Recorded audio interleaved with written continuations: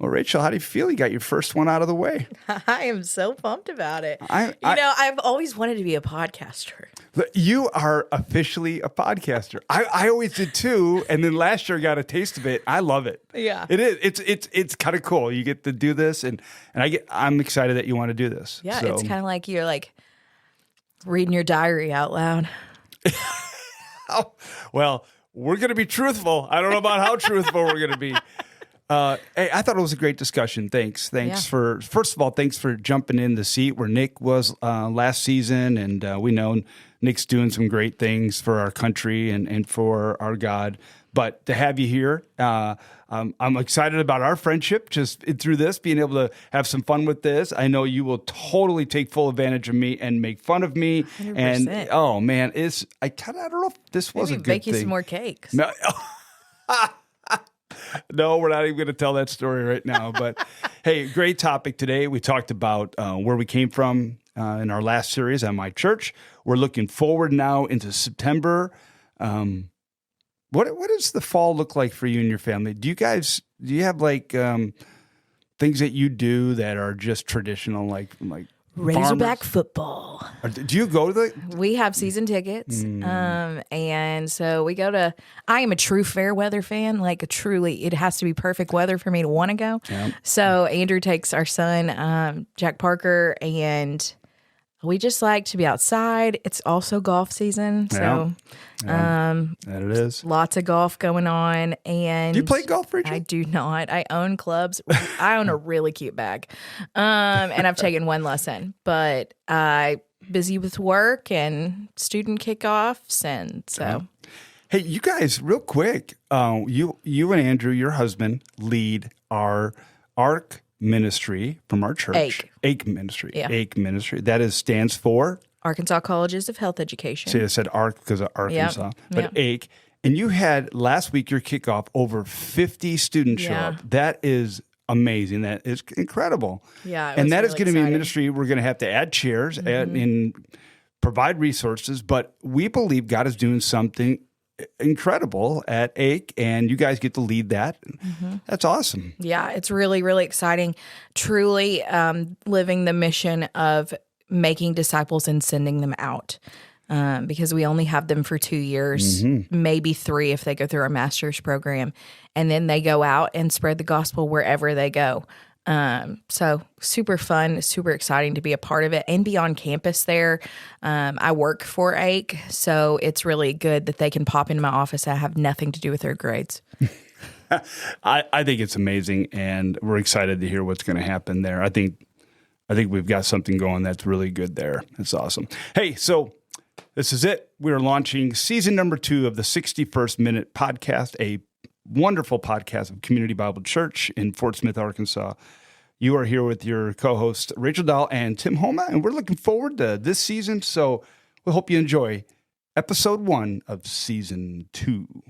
Peace. Excuse me while I play my brand new favorite part. Singing praises in the rain and I'm dancing in the dark. I got a brand new lens to look through every day. Happiness doesn't last, so I found a better We are recording right now. So exciting. This is pretty cool. Rachel Dahl is in the house. Hello. Rachel, it is exciting because you and I get to launch season 2 of the 61st Minute Podcast, a podcast of Community Bible that people have been kind of waiting for. They're excited for season 2. Have you heard that? Kind of get Yeah, and I've been waiting. I am a longtime podcast listener. that? For that one season, that 22 episodes. But I looked forward to it every week. So I'm excited to be here, excited to kick off the podcast. Well, Rachel, give us a little bit of background because here you are, going to be a co-host here on the 61st Minute Podcast. Excited to have, we miss Nick. Obviously, we all miss Nick, and Nick's doing the military thing. He's doing his duty. But to have you here, you're all excited about being the co-host. How does it feel? Tell us a little bit about your community Bible background, your Fort Smith background. Give us a chance to know Rachel. Yeah. So I grew up in Fort Smith pretty much my whole life. I spent 12 years in Russellville for my first 12 years, but spent the rest of the time in Fort Smith. So long time roots. I've been at Community Bible since I was 16 years old. So next year will be 20 years. I honestly, told your I age. know. I honestly feel like I can't, like anytime I say something was 20 years ago, I feel like I should be an infant, but obviously I'm not. But yeah, I've been at Community Bible for almost 20 years, been singing at Community Bible for almost 18 years, which is just crazy. Wow. Love it. I love the culture at Community Bible. I love watching all the seasons of change and growth that we've experienced over the years. And I actually worked for Community Bible for almost 10 years, and I love telling people that I worked for them for 10 years, and I still enjoy going to church here. That's a good thing. It is a great thing. And from what I understand, your best year was in March, began in March of 2024. Why? Because that's what I came on staff, gosh. right? That's what you were like, the world is revolving better today. The sun No. is shining better today. Come on. No, I remember when you came because you came up to me and were like, Rachel, I've been thinking about you. And I asked Richie how you were doing. And I'm like, I didn't remember you at all. And I said, Tim, I don't know that we've ever met. I've met a lot of people. Forgive me. And you were like, you don't remember me? And you were so offended. I was cut. I wasn't offended. I was hurt deeply. I mean, how do you forget this face? Come on. Anyways, if you right now are thinking, Rachel's voice sounds so familiar. Maybe you're at another one of our campuses, or maybe you've been under a rock for the last 10 years. Rachel is one of our worship singers. So when she talks about singing here at Community Bible, she has been, and I did tell her this right away when I moved here, that she had a phenomenal voice. You all know her voice. She is so gifted and talented, and it is a joy to have you here, Rachel, and be a part of this. But yeah, to be able to work at a church for 10 years and then still attend is a testament to, I guess, not only your resolve in understanding how God works in the church, even when the church goes through its highs and lows, but the importance of where you grow spiritually, where your family grows spiritually, where you connect in community, and it just says that you love this church. It's easy for people to become disoriented, or they have a distaste for church that they've been to for a long time. They go, let's church hop for a while. But you stayed true to your roots and said, you know what, this is my church. And through thick and thin, through good times and bad times, God's got a plan.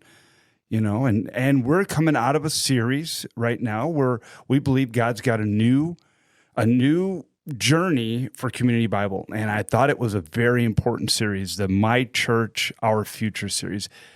You get that vibe after 4 weeks that this was a very instrumental and important series for our church? For sure. I think it's always good to come back to what your values are, what your mission is, what your strategy is, so that other people can get in on that. Because it's one thing for the staff to know it and to buy into it. But when the church buys into it and then they go out and live the mission, it changes lives, and it brings more people in. So I'm excited to talk about that for sure. I think a couple things came out of it for me. Number one is our church really now knows what makes us tick. What's our DNA? What's our strategy? What are our values? What's our mission? And what's our purpose that we live by? And I think Richie really set the tone when he went off and just, I think it was about 8-9 months ago, and he was at a coffee shop, and he just felt, looking around the room, looking around the restaurant, he said, if we could reach every person in every place in the River Valley. And that began the process of building out that purpose. And I think the church really has embraced that. And I think you'll see that more and more at all of our campuses. I loved being at all 3 campuses during this series because you heard the same thing. We're one church in 3 locations. We are one church reaching every person, every place.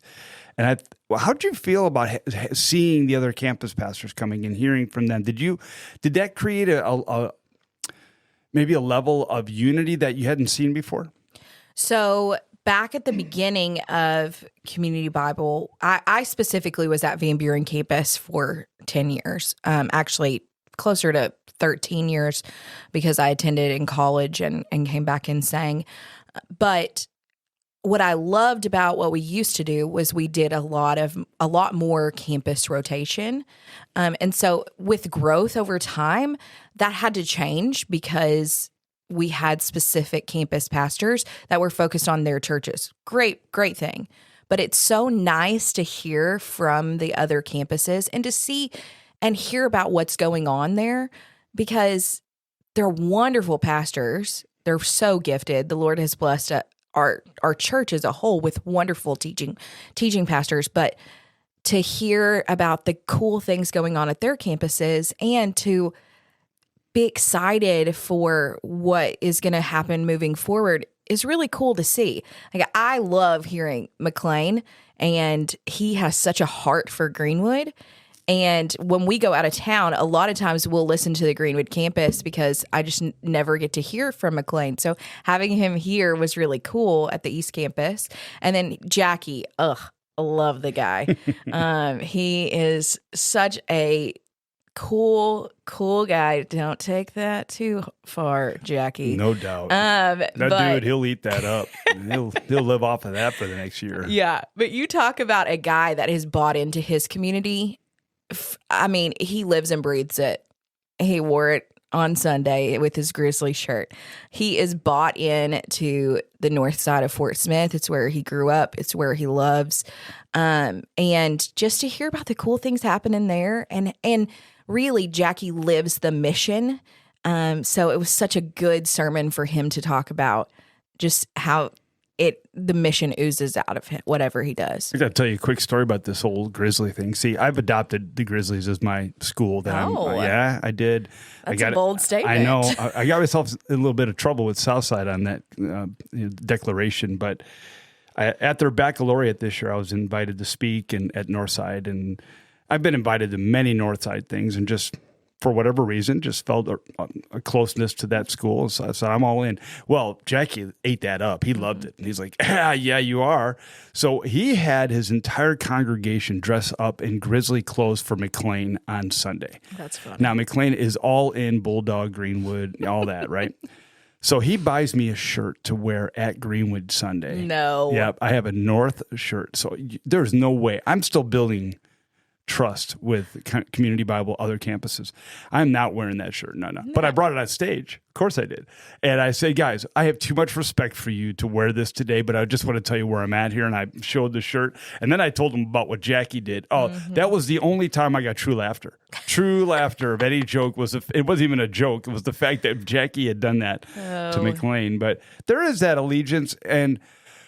But I think, Rachel, what you said something about the fact that there has been times in the past at Community Bible there we have felt like four churches under the same name. Mm-hmm.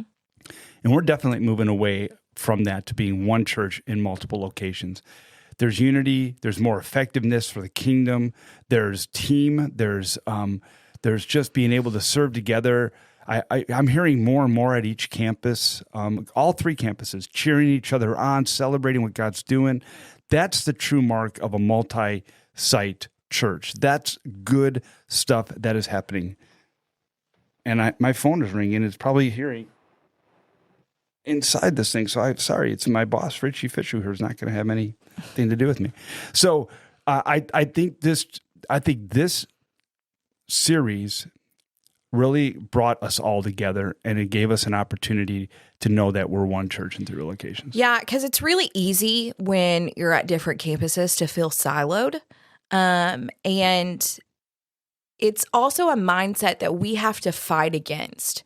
Coming from a smaller campus for so long, it is the devil at work trying to make you feel like the other campuses don't care about you. No. And that can happen in any workplace. And it's not true. But we buy into the mindset that we're all by ourselves and nobody really cares about us.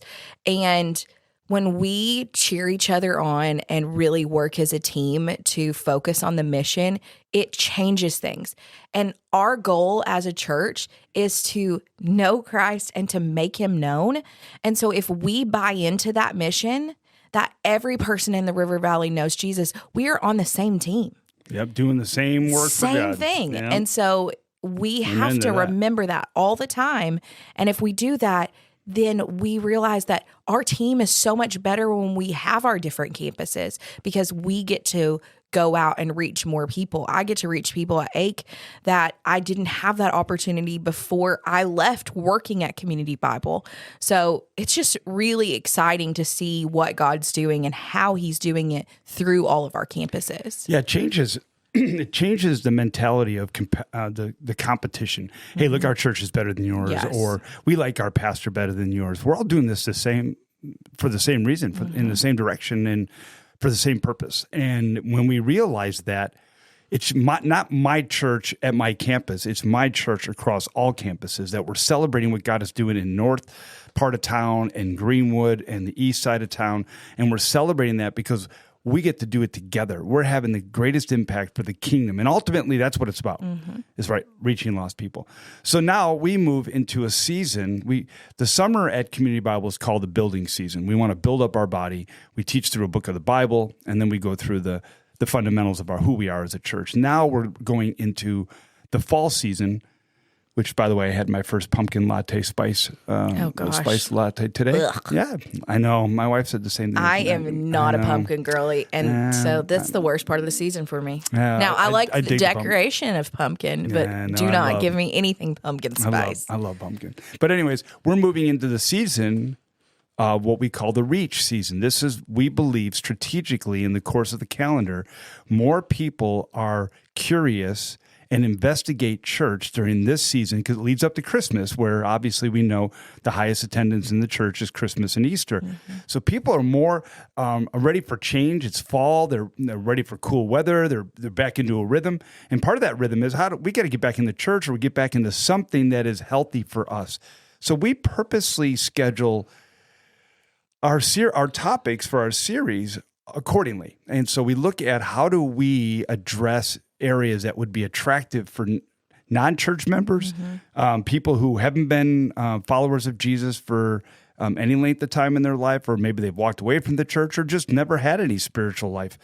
And so we're walking into a series now in September and October that I think is a really good series to invite a friend to, because the topic is asking for a friend. There are questions that our friends ask us all the time about the church. Our friends that don't know Jesus may not have any spiritual roots. And so we're going into a time where we're going to address some questions that are very popular out there, and maybe even questions that our congregation would ask, but they're nervous to ask because they don't want to seem like, I don't want to ask this question. I've been going to this church for a long time. So asking for a friend, and that's the title of the series. What is it about questions that sometimes can intimidate us as Christians, Rachel?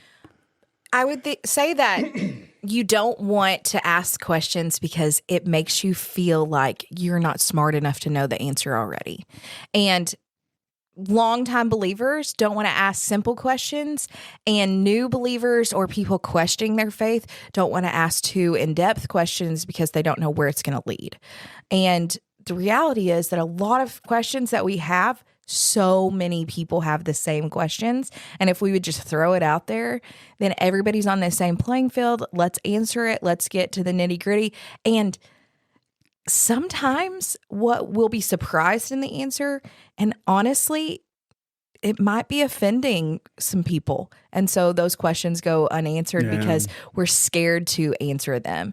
So I think that this will be really good, a great series to dive into what our church actually believes on some of these hard-hitting issues that people might ask. I agree. Kind of scary, but It is. The way of Jesus is one that doesn't follow the crowd, and he's going to call out sin for what it is. And in the world we live in, that's not popular.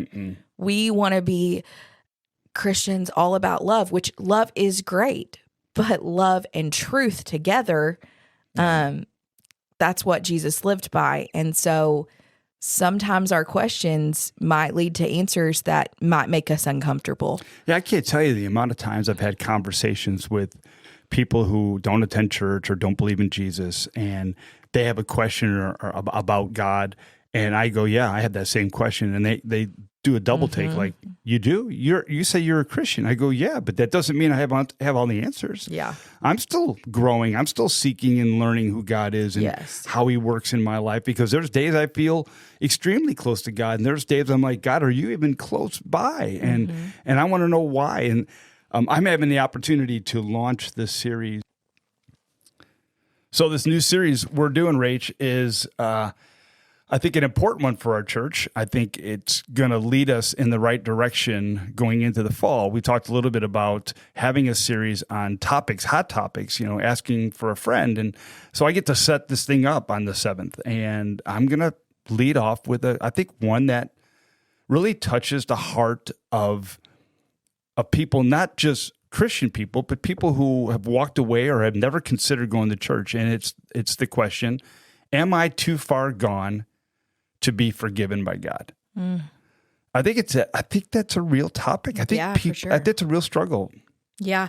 I know so many people that when they're living in shame, they don't want to come to church because they feel like not necessarily that they're going to be judged, but that they're just not good enough.